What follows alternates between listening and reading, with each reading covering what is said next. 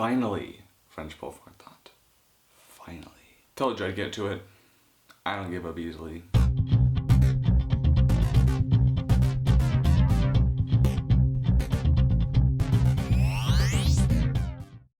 Rolling Thunder is directed by John Flynn and is co-written by Paul Schrader, best known for Taxi Driver and Raging Bull. It stars William Devane, Linda Hayes, and Tommy Lee Jones. It has two stories, kind of. It begins as a story about a man coming home from the war and, with his buddies and, just getting back to everyday life. But then about like a half hour in, I suppose, becomes a revenge tale. I won't say what happens, but suffice to say that a man who could have easily inspired Ryan Gosling's character in Drive goes on a manhunt and takes Two-Face with him. Rolling Thunder is a damn good film. It kept me interested and had me guessing the whole way. I could complain about the fact that Devane displays little to no emotion throughout, but that's just the war. And people can react in a variety of ways to what's done to them, and since I've never endured what his character went through, I really can't judge. A small complaint I do have, though, is the lack of screen time Jones has. For a starring role, he really isn't in it for that long, although when he is on screen, he makes damn sure you're watching. His performance during the finale is astounding, and Devane shines most during the shed scene with Driscoll. I think one thing this film does very well is demonstrate how you can take a soldier out of the war, but not take the war out of the soldier. I mean, there are plenty of films that have done that,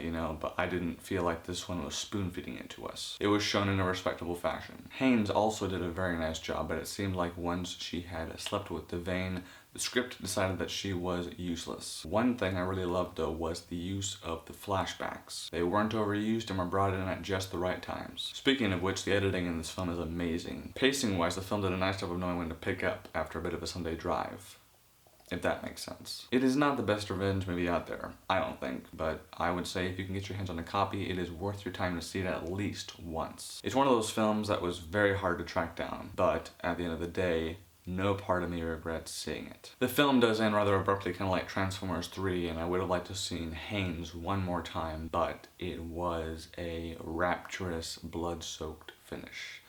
And that's how you do it. Just ask Travis Bickle. I give Rolling Thunder 3.5 out of 5 stars. I'm still in the unknown as to why it's called that, but it is catchy. I want to thank you, French Bullfrog, for being patient. Patience is something a lot of people lack. But next time, do me a favor and pick a film that Netflix has.